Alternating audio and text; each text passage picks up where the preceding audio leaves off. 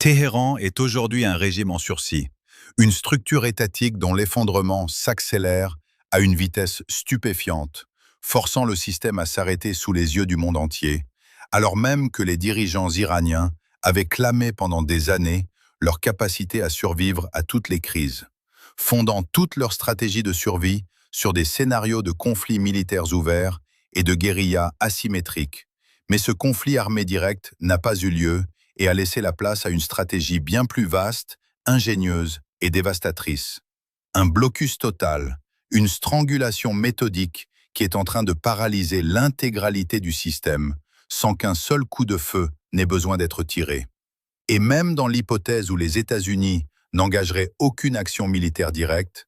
les indications actuelles et l'imagerie satellite convergente pointent irrémédiablement vers un effondrement systémique du régime d'ici seulement 6 semaines à compter du 1er mai, le président Donald Trump affirmant lui-même que les pipelines iraniens sont sur le point d'exploser, tandis que des rapports concordants indiquent que le pays sera à court de capacité de stockage de pétrole dans un délai critique de 12 à 22 jours, forçant l'administration de Téhéran, dont les réservoirs de stockage à terre ont atteint leurs limites absolues, à lutter désespérément pour maintenir le système à flot, en pompant le pétrole brut extrait directement dans des pétroliers géants qui attendent en mer. Une tactique connue dans l'industrie pétrolière sous le nom de stockage flottant, qui constitue en réalité une mesure d'urgence dramatique, prise pour tenter de reporter le blocage complet du système, car ces navires massifs qui patientent au large ne sont pas utilisés pour livrer leur cargaison à des acheteurs mondiaux, mais servent uniquement de stockage temporaire pour soulager la pression mortelle sur les installations côtières et permettre aux puits de pétrole de continuer à fonctionner, les calculs effectués par les analystes du renseignement en source ouverte et les analyses énergétiques complètes datées du 28 avril 2026, montrant que cette capacité flottante ne peut acheter au régime qu'un répit dérisoire de 2 à 6 semaines, soit entre 14 et 42 jours de survie supplémentaires. Et lorsque l'on combine ces données techniques rigoureuses et ces calculs précis, l'inévitabilité mathématique de la crise qui approche devient une évidence aveuglante. La stratégie de blocus que les États-Unis ont mise en œuvre au niveau du détroit d'Ormuz, transformant le temps et l'isolement financier en une arme de destruction massive. Car au lieu de frapper les raffineries avec des missiles, l'administration de Washington refuse de dépenser des milliards de dollars en missiles de croisière JASSM ou de risquer ses actifs aériens précieux, préférant poursuivre une tactique de strangulation totalement silencieuse et d'attrition sans donner à Téhéran la motivation d'une attaque extérieure qu'il pourrait utiliser pour rallier sa population agitée et mécontente, ce blocus coupant méthodiquement toutes les formes d'entrée de devises étrangères, en fermant hermétiquement les frontières. Et lorsque tous les stockages terrestres et maritimes seront saturés, le risque que la pression dans les pipelines atteigne des niveaux dangereux et que le système atteigne physiquement un point de rupture est extrêmement élevé, sachant que fermer un puits de pétrole n'est pas comparable à fermer un robinet d'eau à la maison, car lorsque la production est interrompue brutalement, les équilibres de pression naturelle souterrains commencent à se détériorer gravement, et réactiver ce puits des mois plus tard nécessite des travaux techniques à une échelle énormément vaste et des milliards de dollars de nouveaux investissements. De sorte que lorsque la capacité de stockage limitée débordera, le système sera forcé de stopper l'extraction de pétrole. Et bien que les officiels du régime tentent de se créer un espace de respiration avec de vieux pétroliers attendant en mer, ils ne peuvent empêcher le danger réel de croître de l'intérieur, le pétrole étant le flux sanguin principal de ce mécanisme étatique, et lorsque ce flux s'arrête, les institutions de l'État commencent à faire faillite l'une après l'autre. Selon des fuites obtenues par le Wall Street Journal, la décision de prolonger le blocus indéfiniment, montrant que l'administration Trump n'offre pas à Téhéran une porte de sortie honorable, conditions devenant de plus en plus sévères, et le système étant laissé pour compte pour être écrasé sous son propre poids. Car quand les devises étrangères entrant dans les coffres de l'État approchent de zéro, comment maintenir sur pied cette structure militaire et bureaucratique massive qui a dominé la région pendant des années, les agences de renseignement calculant méticuleusement la durée pendant laquelle le régime peut maintenir l'économie à flot en utilisant ses réserves existantes, malgré l'absence d'un engagement militaire chaud avec des missiles volants, la principale ligne de vie économique de l'Iran étant entraînée vers un statut d'anéantissement total, l'isolement économique dévastant non seulement le commerce extérieur de l'État, mais aussi le système de salaire qui constitue la motivation fondamentale de l'appareil de sécurité interne. Car lorsque les pétroliers en mer seront pleins à déborder et que les réservoirs de stockage à terre sonneront l'alarme, l'administration de Téhéran n'aura plus aucun actif tangible qu'elle pourra convertir en liquidité. Ces données révélant qu'à la fin de la période de 6 semaines, l'Iran fera face non pas à un simple goulot d'étranglement logistique temporaire, mais à une crise d'État existentielle et totale. La fermeture des vannes de pétrole n'étant que la première étape d'un effet domino dévastateur. L'arrêt des devises étrangères entrant dans les coffres de l'État, se reflétant directement sur la table de cuisine du citoyen ordinaire dans la rue et sur les portefeuilles des forces de sécurité qui protègent le régime. Dans son état actuel, l'économie iranienne traversant une turbulence extrêmement sévère, le taux d'inflation ayant grimpé en flèche pour atteindre les 67%, la monnaie perdant de la valeur à des niveaux records et 2 millions de personnes ayant déjà perdu leur emploi, cette crise ayant poussé le pays dans ce qui est essentiellement une lutte pour la survie, l'ébranlement de la structure économique à ce degré créant une vague de destruction qui pénètre chaque cellule du tissu social. Le mécanisme étatique ayant commencé à distribuer des coupons alimentaires d'urgence d'une valeur dérisoire de 7 $ par personne, juste pour maintenir la population debout à un niveau minimum, dans un tableau où le salaire minimum mensuel oscille autour de 130 $. Le fait qu'un simple bloc de fromage ordinaire se vende à 5 $, montrant la sévérité de la situation. Ces coupons distribués signifiant non pas tant l'allègement du désespoir, mais la confession officielle de l'ampleur de la crise, alors que les gens forment de longues files d'attente pour accéder aux produits alimentaires de base, les activités du marché noir se propageant rapidement, l'impuissance du gouvernement à gérer cette crise, donnant naissance à une accumulation de colère silencieuse, mais profondément croissante dans les rues. Cette crise économique frappant également le cœur même de la bureaucratie de sécurité, qui maintient l'État debout. Car si les régimes peuvent commencer leur loyauté avec l'idéologie, la durabilité dépend toujours du pouvoir financier. Le jour où vous ne pouvez pas payer vos forces armées étant le jour où les limites de votre autorité commencent effectivement à s'éroder, des rapports fiables en provenance du terrain confirmant que les forces de police ont reçu des paiements en retard à de multiples reprises. Et il a été clairement documenté que le personnel militaire n'a pas vu de salaire depuis des mois, s'attendre à ce qu'un soldat ou un officier de police qui ne peut pas apporter de pain à la maison s'affronte avec son propre peuple dans les rues pour le bien de la survie du régime, étant un calcul stratégique erroné et massif.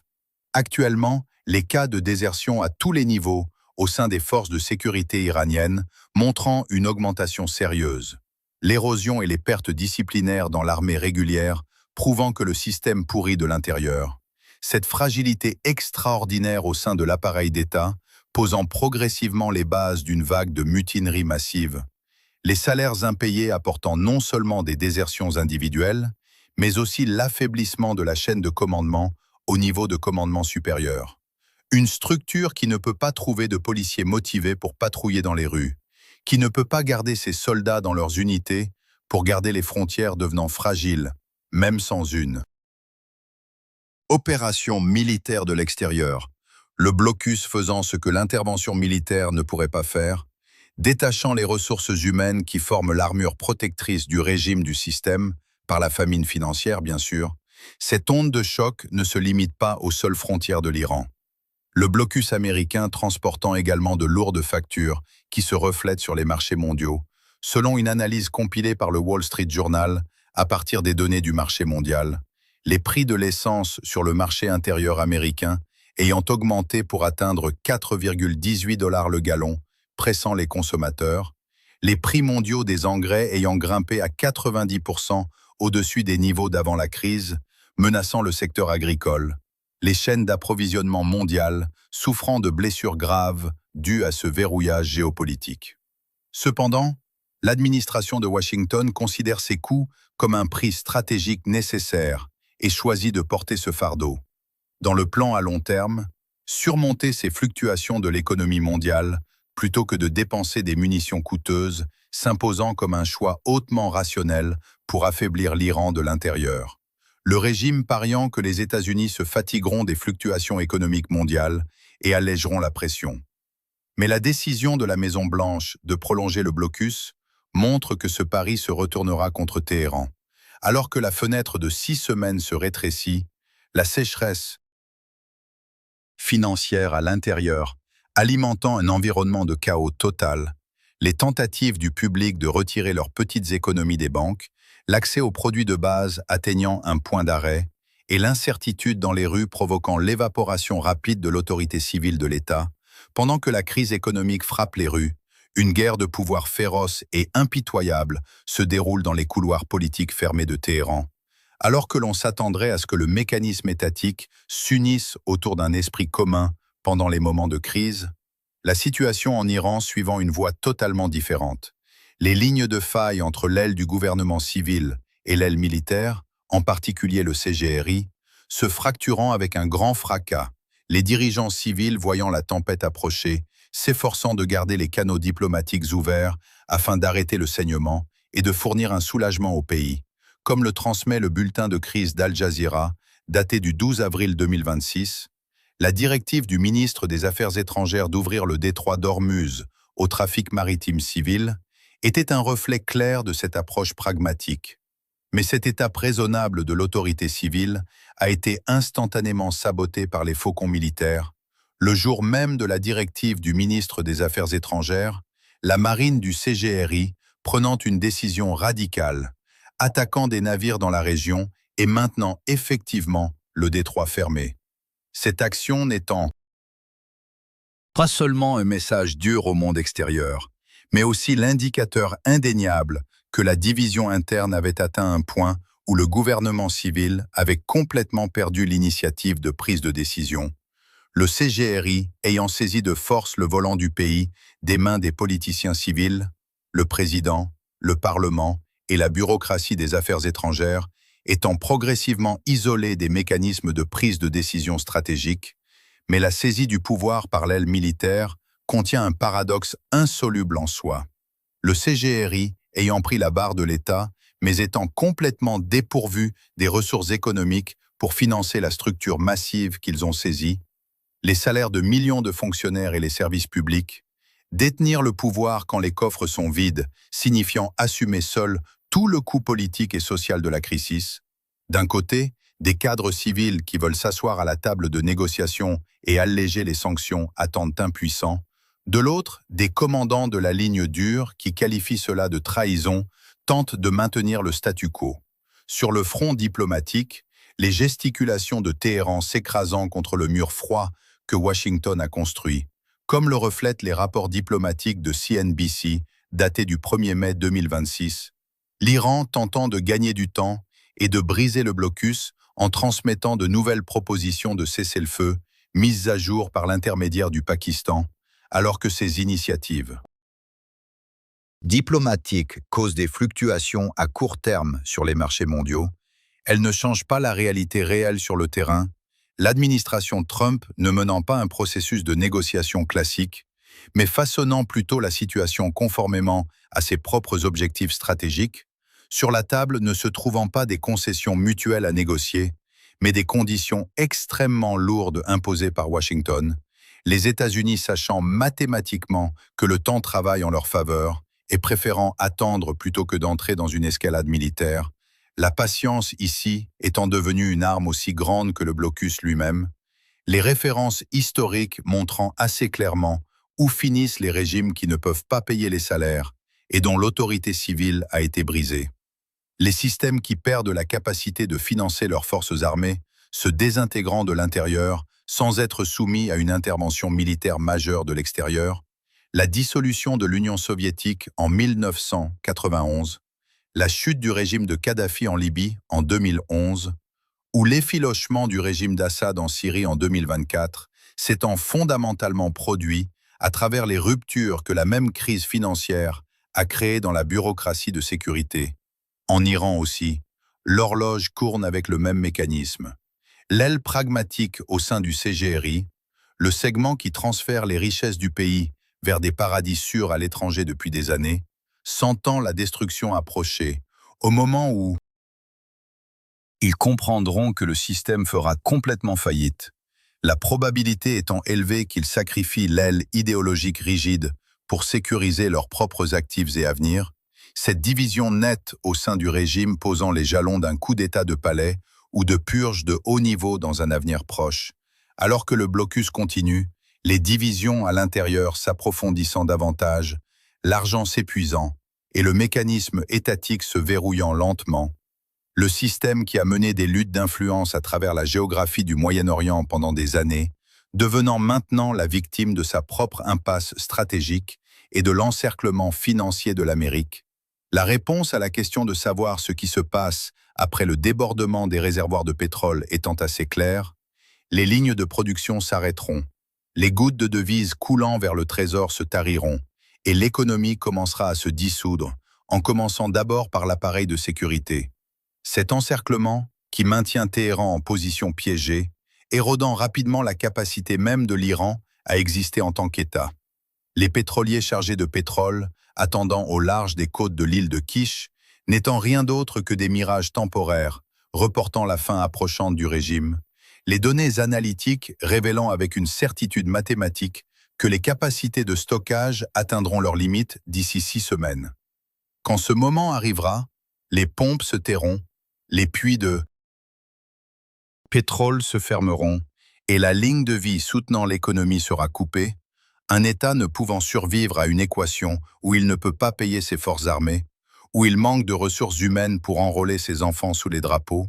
et où ses propres administrateurs se sont retournés les uns contre les autres, la stratégie de strangulation silencieuse de Washington, paralysant les points de résistance de l'Iran de l'intérieur, la structure de sécurité massive du régime avançant actuellement rapidement vers la phase d'effondrement,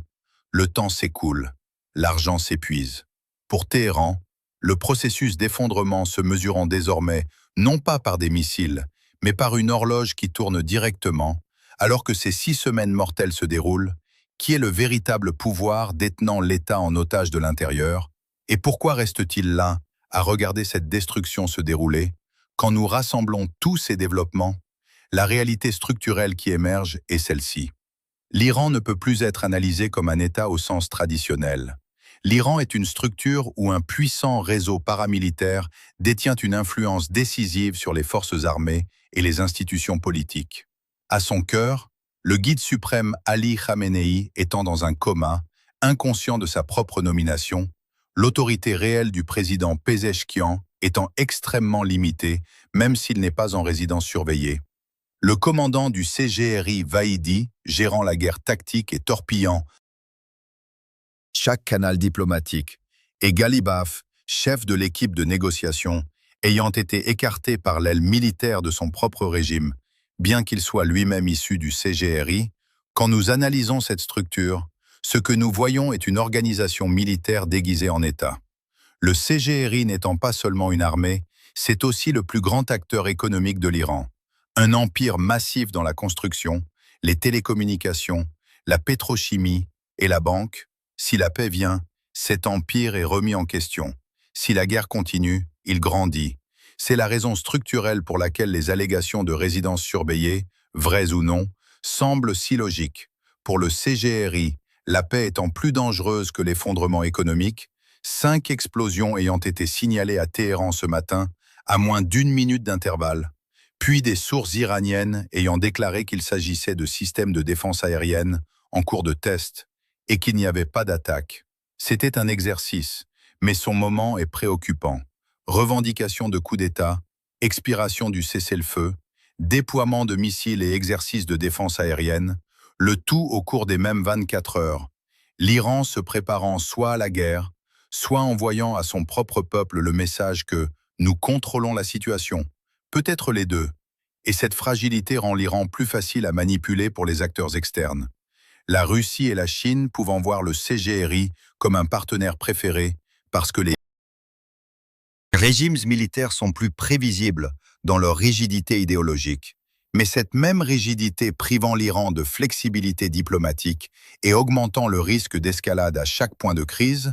les réseaux de procuration de l'Iran, le Hezbollah, les Houthis, les milices irakiennes pourraient être utilisés de manière plus agressive sous le contrôle total du CGRI, et cela pourrait entraîner toute la région dans une instabilité chronique. La dimension nucléaire étant également préoccupante, la domination totale du CGRI pouvant accélérer les activités d'enrichissement et rendre tout accord nucléaire impossible. Les lignes rouges tracées par des figures comme Vahidi, éliminant la flexibilité des négociateurs civils,